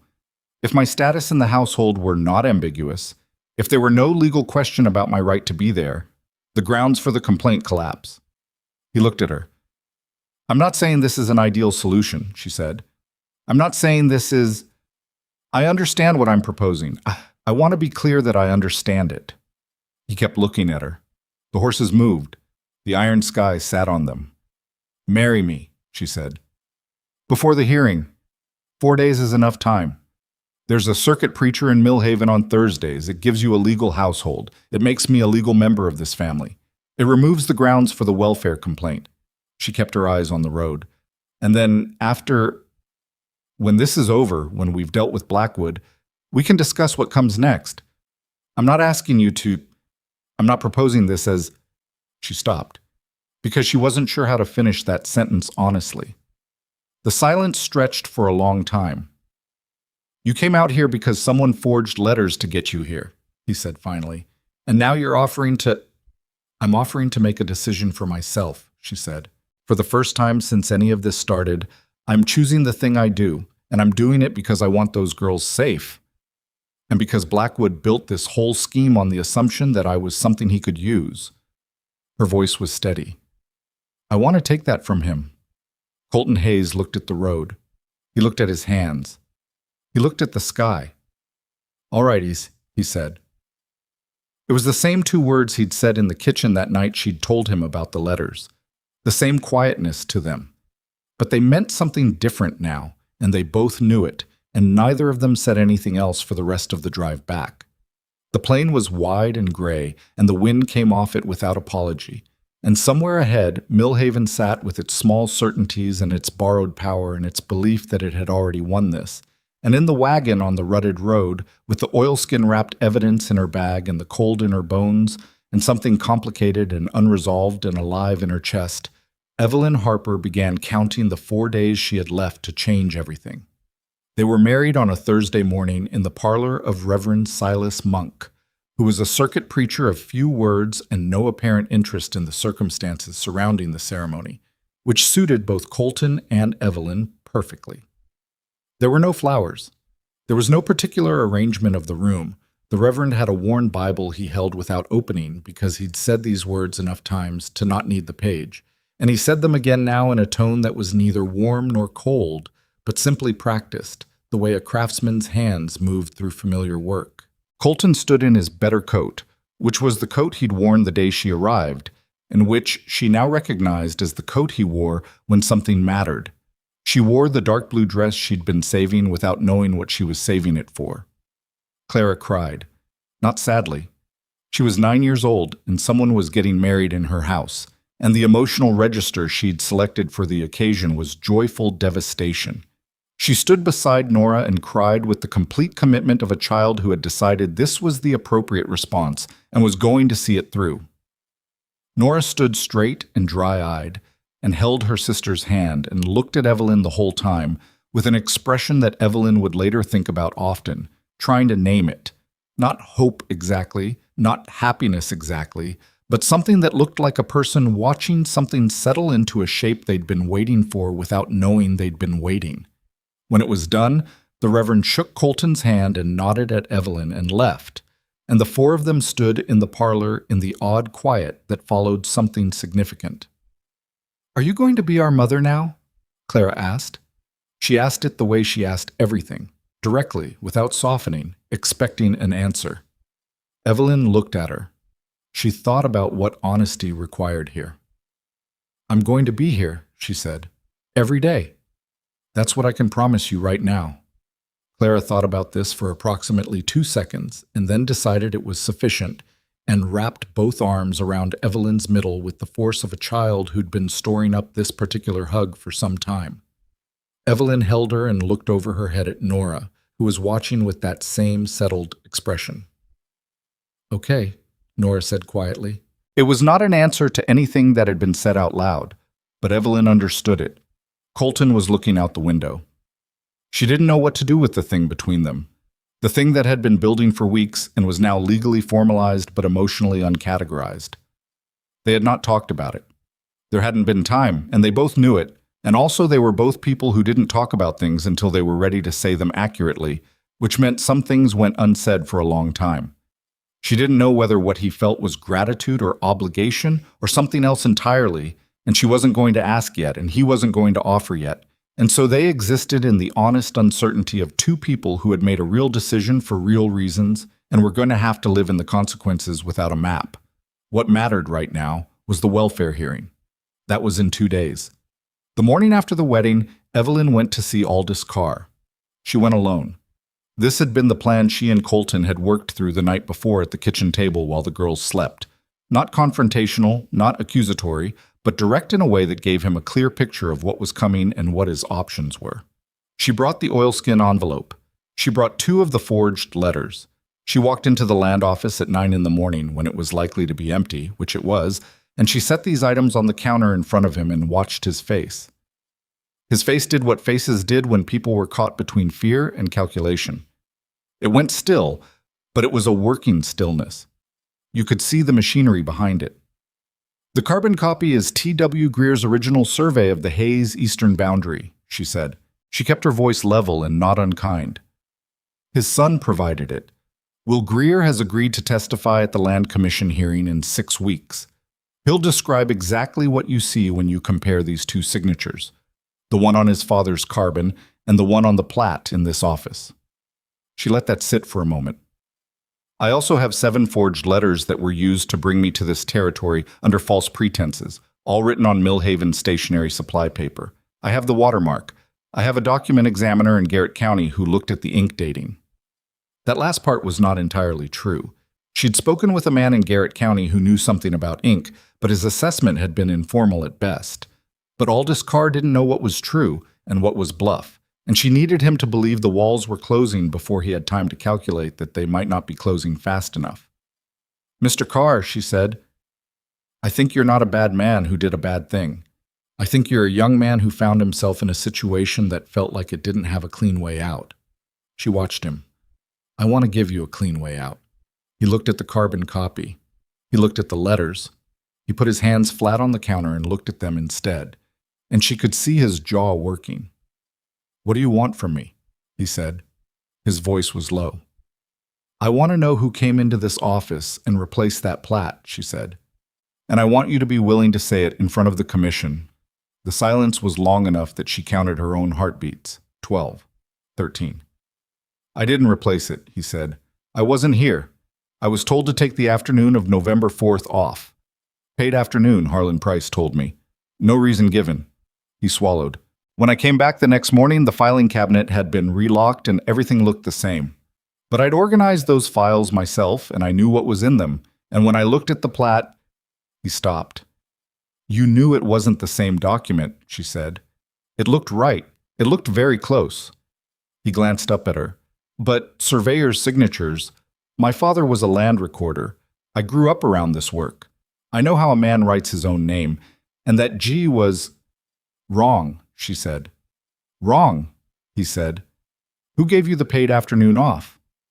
"Harlan Price, the commissioner." "And who told Price to give it to you?" Another long pause. "I don't know that directly," he said. "But Price came in that morning with Victor Blackwood. They talked in the back room for 20 minutes. Blackwood left, Price came out, and Price told me to take the afternoon." Evelyn was quiet for a moment. "Will you put that in a sworn statement?" He looked at her for a long time. She understood what she was asking.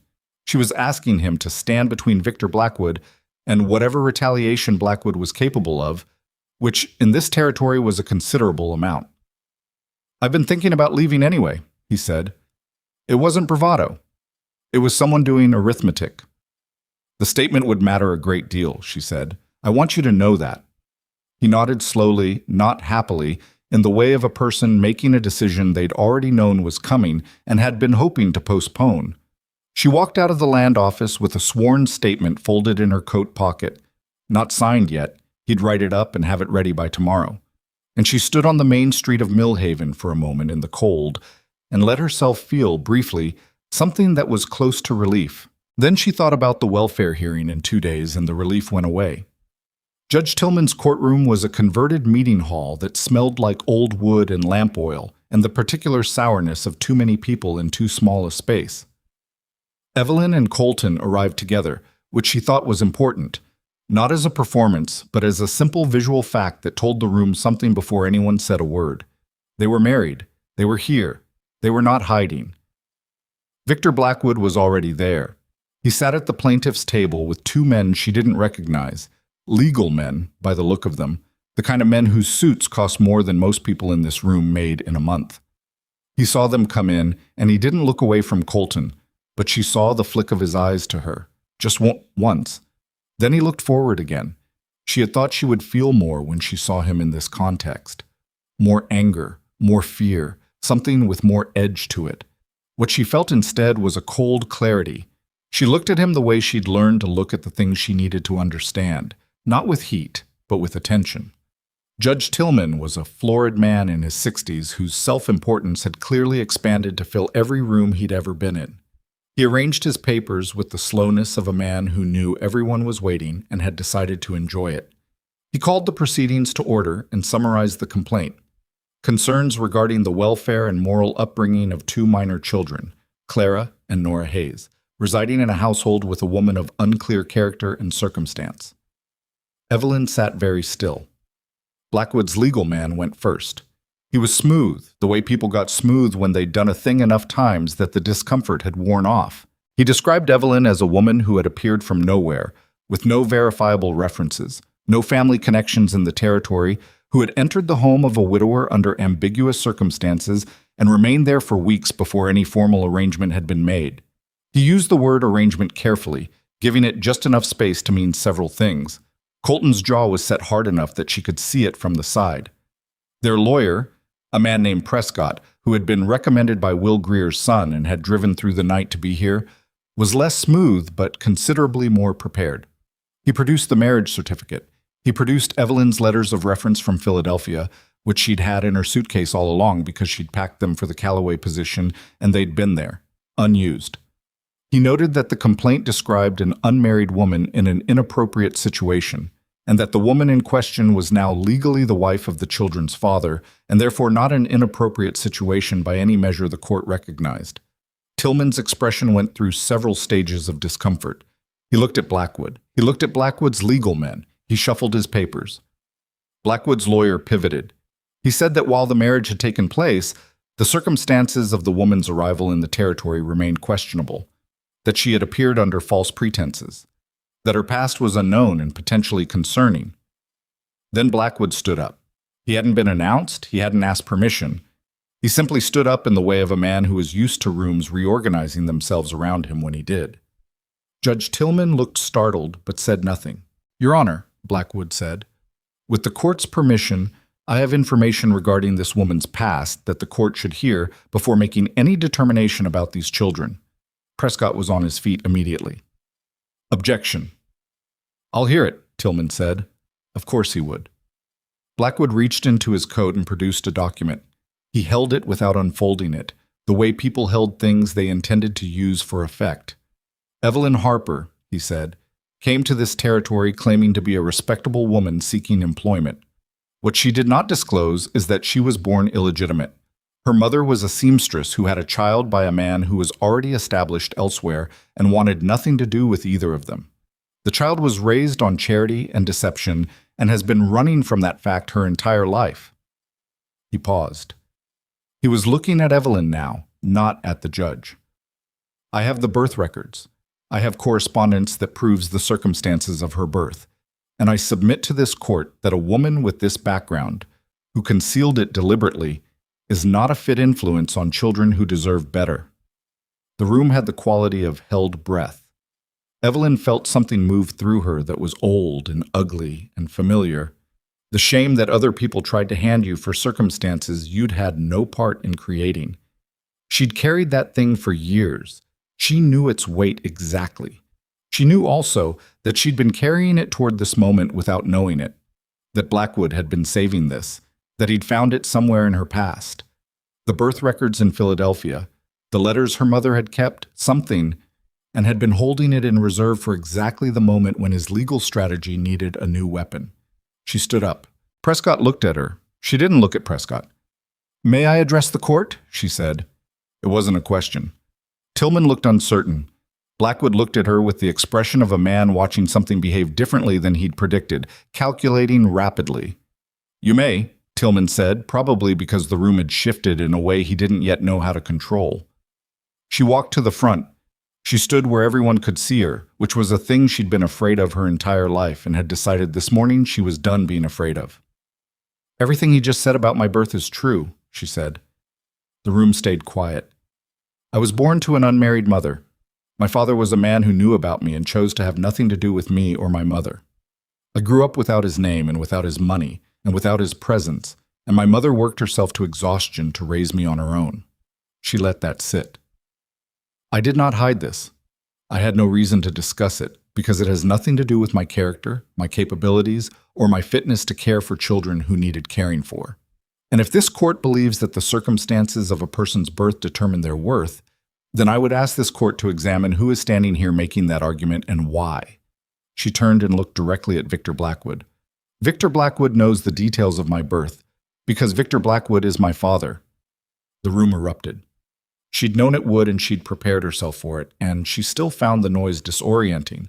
The sudden burst of voices, the scrape of chairs, Tillman banging something for order, Blackwood's face going through something she'd never seen on it before, something that wasn't quite composed. She kept her eyes on him. She didn't look away. She had found out 2 weeks ago. She'd gone looking for her birth records after the paper, after finding the watermark. She'd been looking for anything that tied the letters back to someone specific, and she'd written to the records office in Philadelphia, and what had come back was not what she'd expected. The birth record listed her mother's name, and in the space marked father, a name that had been scratched out with such force that the paper had torn slightly. But under lamplight at a certain angle, the ink was different depths, and she could read the original, Victor H. Blackwood, Millhaven territory. She'd sat with that for 3 days before she'd told Colton. She'd sat with it and felt it from all its different angles, the way you had to sit with something that changed the shape of everything else. The man who'd engineered her destruction was the man who'd refused to acknowledge her existence. He'd known she was in Philadelphia. He'd known she was alone and penniless after her mother died. He'd used that knowledge to build a trap, to bring her here as a tool, to use her as a weapon against a family that had nothing to do with any of it. She had felt those 3 days, things she didn't have clean words for. She still didn't. Victor Blackwood is my biological father, she said, when the room had quieted enough to hear. He knew my mother. He knew I existed. He chose to have no part in our lives. And when my mother died and I was alone and desperate, he used that desperation to bring me here. Forged letters, a fictitious employer, a canceled position designed to strand me with no money and no options, so that he could place me in Colton Hayes' household and later use my presence to threaten the welfare of these children. Her voice stayed even. She was proud of that. He didn't bring me here because he wanted a daughter. He brought me here because he thought a lonely, desperate woman would be easy to control. And he wants these children removed from their home today because he is losing his case for the Hayes land, and he needs to divide Mr. Hayes' attention and resources before the commission hearing. She reached into her coat and took out the oilskin envelope. She set it on the nearest table, not Prescott's table, not Blackwood's table, the table where the court recorder sat. This is the original survey plat for the Hayes eastern boundary in carbon copy, provided by the son of the surveyor who drew it. The plat currently on file in the Territorial Land Commission office is a forgery. I can demonstrate the difference in the surveyor's signature. I also have a sworn statement from the land office clerk describing how Commissioner Harlan Price arranged his absence on the afternoon that document was replaced, following a meeting with Victor Blackwood. She looked at Tillman. I also have 7 letters, forged on Millhaven stationery supply paper, used to bring me here. I have a handwriting analyst's assessment of the ink. She paused. I thought the court should have all of this before it made any determination about the welfare of 2 children who are right now sitting in school and deserve to come home tonight to their house. The room was very quiet. Blackwood was standing. His lawyers were talking to him in low, urgent voices, and he was not listening to them. He was looking at Evelyn, and she looked back at him. At this man she had a biological connection to and no other connection to, this man who had used her the way other men had used other things. And she felt, looking at him, not the daughter's grief she might have expected. She felt the cold clarity she'd felt when she walked in, and she felt something below it that was harder to describe, a kind of freedom she hadn't known she was waiting for. She had said it. She had said all of it. In public, in a courtroom, in front of a town that had been watching her since she arrived. She had taken the secret he'd intended to weaponize and handed it to the room before he could aim it. There was nothing left for him to use. Tillman called a recess. It was a lengthy one. Evelyn sat next to Colton at the table, and Colton said nothing, which was the right thing. He didn't offer her comfort she hadn't asked for or try to fill the silence with something easier. He put his hand on the table. Not on hers, just on the table near hers. Close enough? She put her hand over his, just for a moment. Then she put it back in her lap. When Tillman returned, his manner was different, not dramatically. He was not a man who did dramatic transformation, but the particular confidence he'd walked in with that morning had been replaced by something more careful. He stated that in light of the evidence presented and the new information regarding the nature of the complaint, the court was not satisfied that the welfare of the Hayes children was at risk. The order of temporary removal was dismissed. Blackwood's lawyers were already beginning to frame objections. Blackwood himself had sat back down and his face had returned to its arrangement, but something underneath it had shifted and she could see it the way she could see the difference in ink depths under lamplight. If you looked for it, you could find it. Outside the courtroom, the street was cold and bright in the flat winter way of late mornings, and Colton stopped walking and turned to look at her. "You knew," he said, "about who he was to you. You've known." "2 weeks," she said. "You could have told me." "I could have," she said. "I needed to decide what to do with it first." He looked at her for a long moment. "That's the part of you I'm still learning," he said. It was not a criticism, it was something else, something that recognized the shape of her without trying to change it. "There's a lot of me left to learn," she said. "I know." He started walking again. "I'm not in a hurry." She walked beside him. The street moved around them, people looking the way people always looked, but differently than before. Not with that watchful, uncertain quality of the first weeks. Something had changed in the watching. She couldn't name it yet. She thought maybe it was simply that she had stopped being a question mark in this town and had become something else, something with more weight and more definition. She thought about the girls, about Clara going home tonight, about Nora, who had looked at her with that settled expression at the wedding. She thought about the land hearing still coming, 6 weeks off. Aldous Carr's statement, Will Greer's testimony, the forgery that was still sitting in the land office, real and provable and waiting to be named in front of the right people. Blackwood had taken a blow today, but Blackwood had been building this scheme for years, and men who built things for years didn't walk away from one bad morning.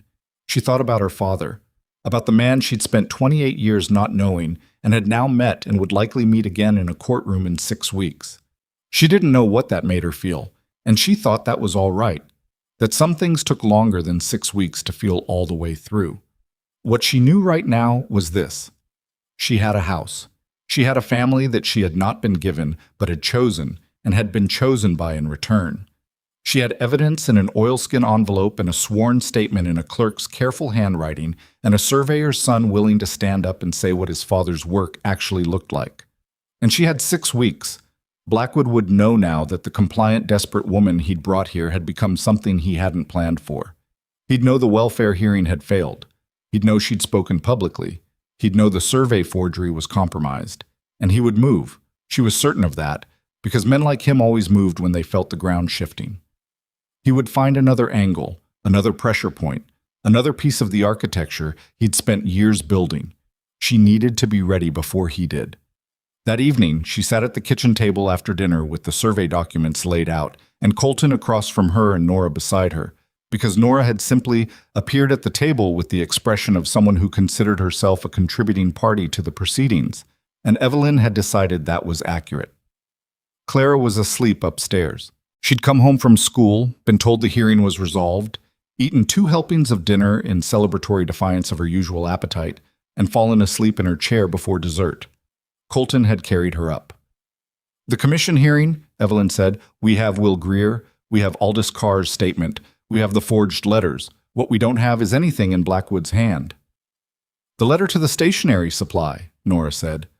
Both adults looked at her. "If he bought the paper to write the letters on," Nora said patiently, "he would have had to buy it. There'd be a record of the purchase. Stationery supply keeps accounts." Evelyn looked at Colton. "She's right," he said. "Mr. Alderman goes to the supply on Fridays," Nora said. "He keeps the ledgers. Papa knows him." Evelyn looked at this 9-year-old child who had been quietly listening to everything and filing it away and producing it at the exact right moment, and she felt something that was too large and too warm for the moment's practical requirements, and she managed to keep it off her face. "Your father can ask him Friday," she said. Nora nodded once and went back to looking at the documents with the careful attention of a person learning a skill she intended to use. Outside, the wind moved across the plains the way it always did, indifferent to the business of people, indifferent to the shape of things changing beneath it. But inside the house, around the table, With the lamp between them and the documents spread out and the night coming down, something was being built that had not been there before. Slowly, imperfectly, from the materials of people who had all lost things and found each other at the edge of losing more. And Victor Blackwood, 8 miles away in his well-appointed house, sat in his study and looked at the evening and understood for the first time that the woman he'd brought here to be used had become the one thing he'd failed to plan for. The only question left was whether he'd learned it in time. The stationery supply ledger was a brown cloth-bound book with water damage on the lower left corner and the kind of cramped, meticulous handwriting that belonged to someone who understood that numbers didn't lie if you wrote them down honestly. Mr. Alderman had kept his accounts that way for 11 years, and when Colton came to him on a Friday morning and explained what he needed, the old man looked at him for a long moment and then went to his shelf without a word. He found the entry in under 4 minutes. November 3rd of the previous year. 2 reams of letter-quality writing paper, charged to a standing account. The account name was one of Blackwood's subsidiary businesses, a land surveying company that everyone in the territory knew was more name than operation. Alderman put his finger on the line and looked at Colton and said, "I always thought that was an odd purchase. Man who does no surveying buying letter paper by the ream." Colton had the ledger page copied by hand, witnessed by Alderman's signature, and brought it home that evening. It was the last piece. They spent the following 2 weeks organizing everything into a sequence that told the story in the order a commission would need to hear it. Not dramatically, not with flourishes, but clearly, each document connecting to the next the way links in a chain connected, each one making the next one make sense. Evelyn had a particular talent for this kind of construction. She could see the architecture of an argument the way some people saw the structure of a building, where it was load-bearing, where it was decorative, where it would hold under pressure, and where it might give. She'd spent her life building arguments that worked. She just hadn't known until now that she could build them for something that mattered this much. The morning of the Land Commission hearing arrived gray and cold, the kind of March morning that hadn't decided yet whether it wanted to be winter or something else. Colton had barely slept. She'd heard him up before 4 moving quietly in the kitchen, trying not to wake anyone. She'd gotten up at 5 and found him at the table with coffee he'd forgotten to drink, staring at documents he'd already memorized. She sat down across from him. "It's enough," she said. "You don't know that." "No," she said. "But I know what we have, and I know what he has. And I know that the people walking into that room today are going to have to choose between 2 stories. One of them has evidence, and the other one has a forged signature that we can prove is forged." She wrapped her hands around her coffee. "I know which story I'd believe." He looked at her. "You're not nervous." "I'm terrified," she said. "I'm just not performing it." He made a sound. It was almost a laugh. "Close enough." The girl stayed home with Mrs. Alderman again. Clara objected and was overruled with the promise of a full account of every detail upon return. Nora said nothing, but she pressed the folded copy of T.W. Greer's carbon survey into Evelyn's hands before she left, as if she'd been holding it for safekeeping and was now returning it to its rightful place. The commission hearing was held in the main territorial courthouse in Millhaven, which was a larger room than Tillman's converted meeting hall and had actual bench seating, which meant that by the time Evelyn and Colton arrived, it was half full. People came to land commission hearings the way they came to anything that might change the shape of their community. Not always out of investment, sometimes just out of the need to witness. She recognized faces from the general store, from supply days, from the edge of her awareness of the town she'd spent months learning. She recognized Mrs. Decker, who had asked her where she was from 3 times, and now looked at her with an expression that had more complexity in it than the earlier version. Victor Blackwood arrived with 4 people, 2 legal men and 2 others she didn't recognize, who had the look of character witnesses or paid allies or both. He sat at his table with the same composed arrangement she'd seen in Tillman's courtroom, the same orderly confidence. But she'd been watching his face for months now, and she thought she could see something different in it today. Not fear, not exactly, but the calibrated wariness of a man who knew the ground had shifted and was working out where the solid parts were. She hoped there weren't any. The commission was 3 men. The one in the center, a heavy-set man named Commissioner Aldrich, who had come from the territorial capital specifically because Harlan Price had been named in Aldous Carr's sworn statement, looked at the room with the flat assessment of a man who had been doing this long enough to recognize a complicated situation and was not particularly pleased to have drawn this one. Price was conspicuously absent. His chair was empty. Prescott presented their case in the order they'd built it. He started with the Hayes deed, original, clean, recorded in 1871, and established the baseline claim to the Eastern Quarter. He moved to the survey plat, and here he brought Will Greer forward, and Will Greer testified in the careful language of a man who knew what he was talking about and had no interest in ornamentation. He described his father's signature. He described the carbon copy. He placed the carbon copy beside the Commission's version of the file and walked Commissioner Aldrich through the specific differences while the room was very quiet. The G, the W, the baseline. 3 separate, demonstrable, measurable differences between the document filed in this office and the document recorded in T.W. Greer's own archive. Blackwood's legal man objected to the relevance of a carbon copy not in the official record. Aldrich overruled him with the expression of a man who found the objection insulting. Then Aldous Carr took the stand. He looked younger than he was, Evelyn thought. Or maybe he looked exactly his age and she'd been underestimating how young 23 actually was. He sat in the witness chair with his hands flat on his knees and he said, in a voice that was quiet but did not waver, exactly what he'd told Evelyn in the land office. The afternoon off. Harlan Price. The meeting with Victor Blackwood she hadn't personally witnessed, but that alderman's ledger, now connected to a paper purchase, made the following morning. Blackwood's lawyer was harder on Carr. That was expected. He pressed on the fact that Carr had seen nothing directly, had made assumptions, had no visual confirmation of who had entered the filing room. Carr acknowledged all of this. He said what he knew, and he said what he didn't know, and he didn't embellish, which was the most credible thing a person could do under that kind of pressure. Then Prescott introduced the letters. He laid them on the commission table one by one. He introduced Evelyn's testimony about the watermarks, about the identical signatures, about the fictional employer who did not exist. He introduced the alderman ledger entry.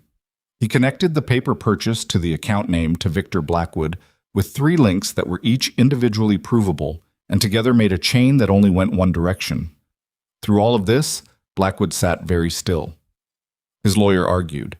He argued that the ledger proved a paper purchase and nothing more, that the letter signatures could have been produced by anyone with access to that stationery, that the carbon copy survey was a family document with no official standing. Each argument was technically defensible, and each argument sounded, in the air of that room with all those people listening, like someone trying to describe daylight as a matter of interpretation. Commissioner Aldrich called a recess. It lasted 40 minutes.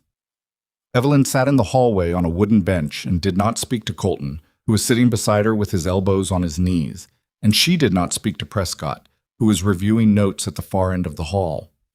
She sat, and she breathed, and she thought about her mother.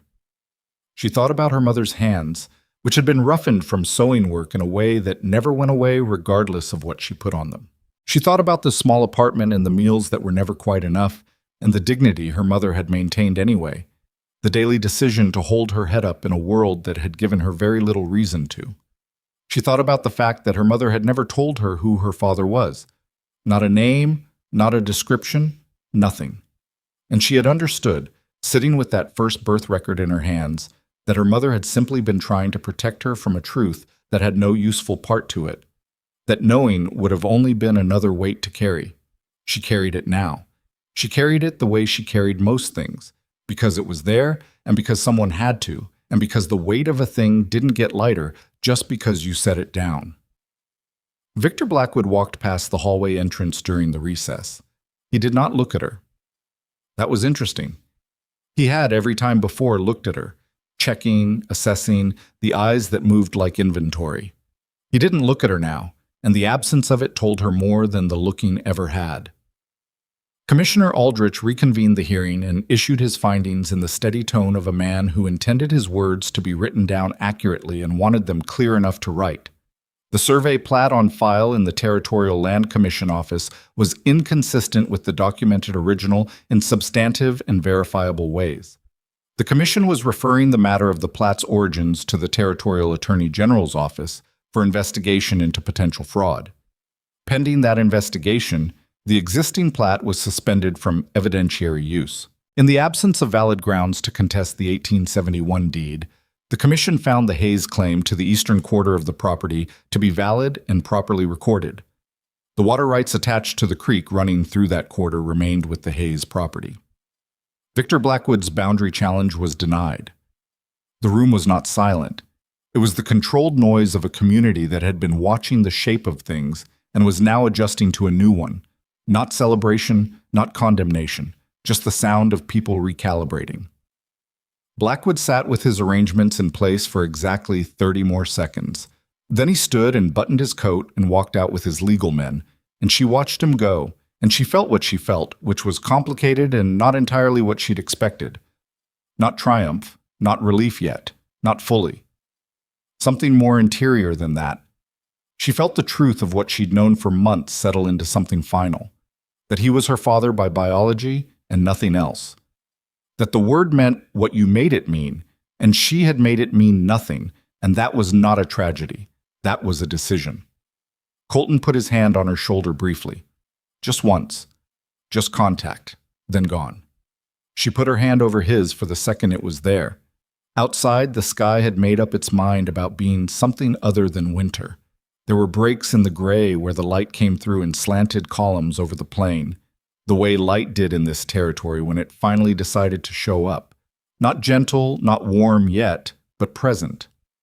Honest. The weeks that followed were not clean. That was worth saying because the tendency afterward was to remember resolution as a kind of smoothness, and it wasn't. The Territorial Attorney General's office opened a formal inquiry. Harlan Price resigned before he could be dismissed and left Millhaven without much ceremony. Aldous Carr gave his full statement to the investigators and was, as he had predicted, done with the land office and left for Garrett County before the spring thaw, which Evelyn thought was probably the right decision for him. Two of Blackwood's subsidiary arrangements were found to involve the same methods: fabricated documentation, bought access. The patient accumulated pressure of a man who had been building leverage for so long he'd confused it with ownership. Victor Blackwood did not go quietly because men like him never did. He hired better lawyers. He contested the Attorney General's jurisdiction. He sent a letter to Evelyn through an intermediary that she read once and put in the stove without showing Colton because the letter contained no information she needed and no apology she wanted, and she was done being a repository for his self-interest. By summer, the charges against him included fraud, forgery, bribery of a public official, and conspiracy. His land company was dissolved. His standing in the territory collapsed not dramatically, but gradually, the way things built on dishonest foundations collapsed, each piece pulling the next one down, slow and inevitable. She did not follow the case closely. She had a ranch to run.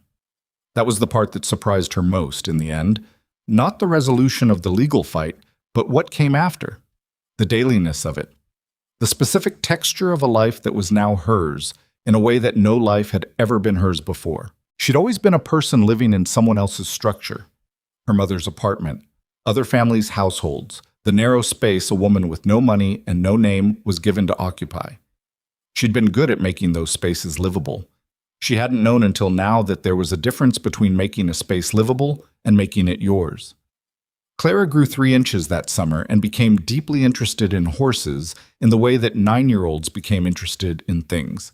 Completely, consuming, without perspective.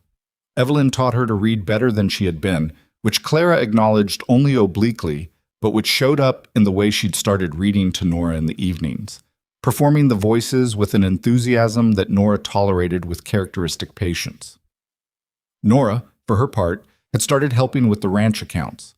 She was 10 years old, and she was better at columns of figures than Colton was, and Colton was decent enough to admit it. The women of Millhaven came around the way communities came around, not all at once, not dramatically, but in individual acts that added up over time. Mrs. Decker stopped asking where she was from. A woman named Hetty Marsh, whose husband farmed north of the Hayes property, brought over a pie in June for no stated reason and stayed for an hour and talked about the creek, which had had a particularly good spring flow and was promising well for the summer. The conversation was ordinary and warm, and Evelyn understood that it was an apology in the language that people sometimes used when they couldn't manage the direct version. She accepted it in the same language. Colton and Evelyn talked more that summer than they had all the months before. Not about difficult things specifically, or not only about difficult things, about everything. About the ranch and what it needed. About the girls. About books she'd read and hadn't read and wanted to read. About his grandfather, who had filed that 1871 deed with the specific intention of building something that would outlast him. About her mother, in pieces, in the way you talked about someone you'd lost, not linearly, not as a finished story, but as a presence that still moved through your thinking. One evening in August, sitting on the porch after the girls were in bed, in the last of the light that lingered in that particular sky, he said, "I want to ask you something, and I want you to tell me honestly if it's the wrong time." "Ask," she said. "Are you glad you're here?" She thought about the bench at the Millhaven station, the cold, the telegram, the suitcase heavy with books, the feeling of a trap closing, and then, against everything, the decision to stay inside it and find out what it actually was. "I'm the gladdest I've ever been about anything," she said, "and it's not simple. There's a lot it cost. There's things in it I haven't worked all the way through yet." She looked at the plain, the same vast landscape she'd found beautiful from the train window before she knew anything. "But yes." Unambiguously, yes. He nodded. He didn't say anything else, which was right. Some things you didn't add to. Here is what Evelyn Harper understood, by the end, that the people who try to use your loneliness against you are counting on you to believe it's permanent. That the woman Victor Blackwood had built his plan around, isolated, desperate, with no resources and no name and no one coming to help her, had been real. That had been her. She'd been that person, on that platform, in that cold. She didn't pretend otherwise. But desperation was not a fixed state. It was a weather, not a climate. And the mistake he'd made, the fundamental, irreversible mistake that undid everything, was assuming that a woman who had survived difficulty was therefore defined by it. That she would keep surviving in the same direction, toward him, toward whatever he'd planned. She had survived in her own direction instead. That was all it was in the end. She had done what she'd always done. She'd paid attention. She'd stayed. She'd worked with what she had, and she'd refused to let someone else's idea of who she was become the truth about her. Not because she was exceptional, because she was stubborn, and because the girls needed someone, and because Colton had picked up her suitcase without being asked, and because sometimes a decision that looks like survival turns out later to have been the beginning of something else entirely. The ranch held. The water ran through the eastern quarter into the summer and the fall. The twins grew. The accounts balanced, mostly. Not perfectly, because nothing was perfect, but well enough. The window latch in her room had been fixed properly in April, by Nora, who had studied the problem for 2 weeks and then simply fixed it one afternoon without announcing she was going to. Evelyn had found it working when she went to bed that night, and she'd stood at the window for a moment with her hand on the latch, looking out at the dark plain, at the stars that were extravagant in a way city skies never were, at the land that was hers now. Not just legally, not just by the terms of a marriage made in 4 days under pressure, but in the deeper way that places became yours, by living in them, by deciding to stay.